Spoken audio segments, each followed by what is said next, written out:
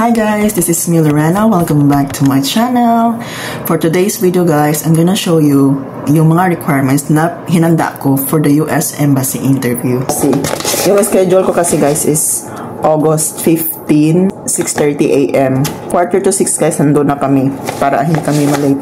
So medyo nakakalito yung ibang requirements kasi yung iba nagsabi sila na may photocopy.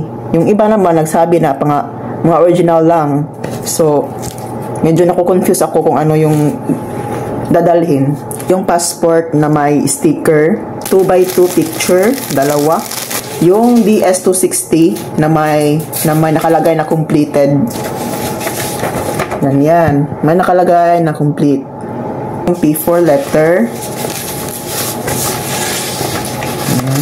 Yan. Visa screen original. Ito. Photocopy. Yung nurse's license verification report. Dinala ko siya. Ito. Original na license ko sa NY. And yung photocopy. Kasi yung NBI ko guys, hindi pa siya expired talaga. Actually, yung isang NBI ko, may expired siya November pa. May nabasa ako sa Telegram na may ibang pre-screener na hindi sila tumatanggap na more than 6 months na yung NBI kahit pa hindi expired. So ang ginawa ko, kumuha na lang ako ulit birth certificate, AOM. So certificate of marriage, yan. Job offer, mayroong rate mo per hour. Ito, PTE yan guys, PTE. So, and sana walang kulang sa mga dinala ko. Sana maging smooth lang yung process bukas. So, ito lang kami guys. Pa-chill-chill lang muna sa aming kuweba.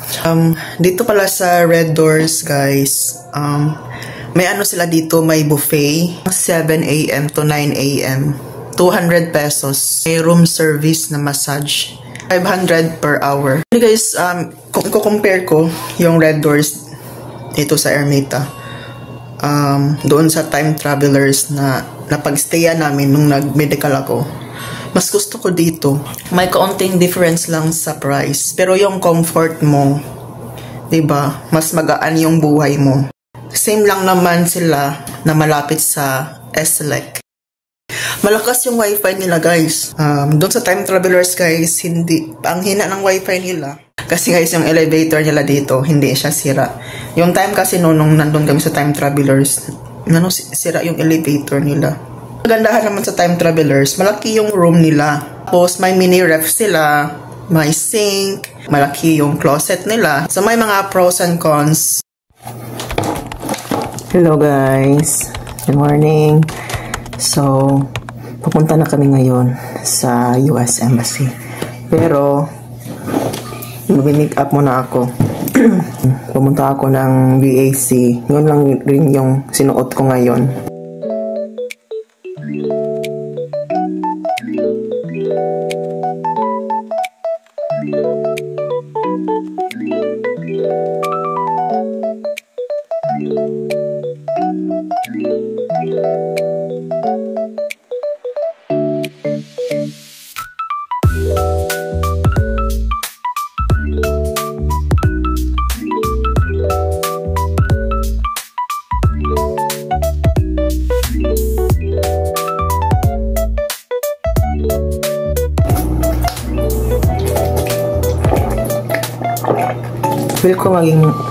Feel ko kasi guys, mas madali na siya ngayon kasi hindi mo na kailangan mag-biometrics dun sa embassy.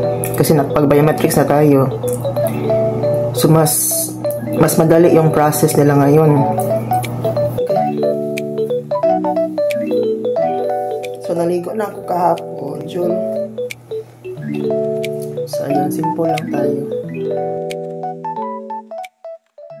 Hi mga inday! So, i-share ko na sa inyo kung ano yung nangyari kanina. So, 6:30 AM yung schedule ko sa US Embassy interview. Mga 6 a.m. nandun na kami. Marami ng tao doon. Marami nang nakapila. Tatlong pila yun guys. So, at saka wala nakalagay kasi na parang indication na kung para saan yung pila. So, ang ginawa ko, natanong kami sa guard kung saan yung EB3 na pila. So, ayun, nakapila na ako. Mahaba yung pila sa EB3 guys, yung sa mga immigrant. Hiningi nila yung P4 letter at saka passport. So, sa next na pila, hiningi naman yung DS-260 na may completed na stamp.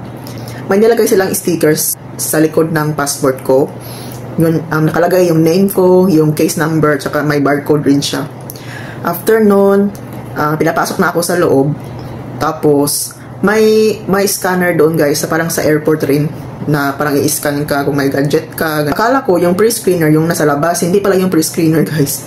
Yung pre-screener pala is yung nandun talaga sa pinakaloob talaga ng embassy. Pagpunta ko sa pinakaloob, pinaupo kami ng staff doon. May screen kasi doon na malaki. I-instruct tayo kung ano yung mga documents na kailangan natin i-prepare. Yung P4 letter, yung DS-260 na may nakalagay na completed, yung PSA documents like birth certificate, marriage certificate, at saka yung AOM kung married ka, or Senomar naman. Yung NBI rin, tapos 2x2 pictures. Tapos after no, naghintay ako ng siguro mga 5 minutes yun. Tinawag na ako para sa pre-screener na nga.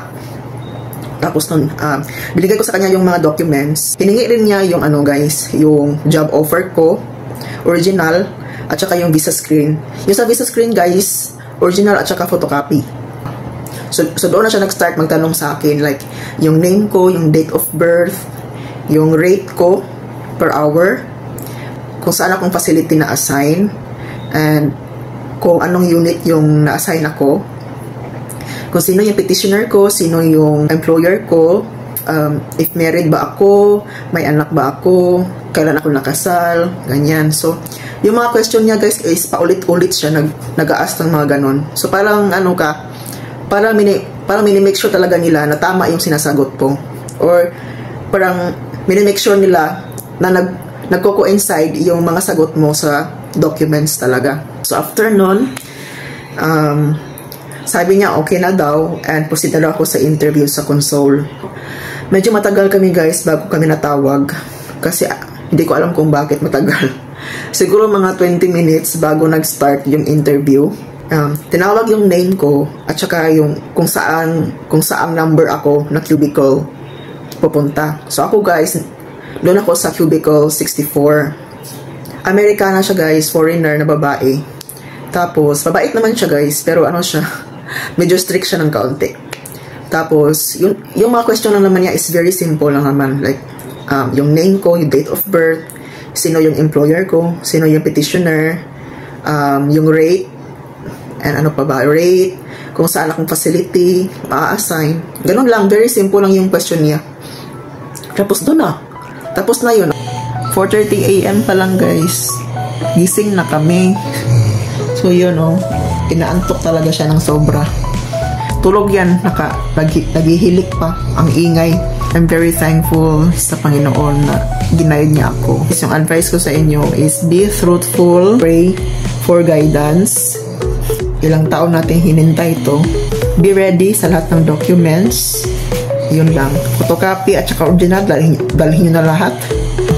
Para hindi na kayo ma-stress. Please comment down below guys for any suggestion and question. Please like, subscribe.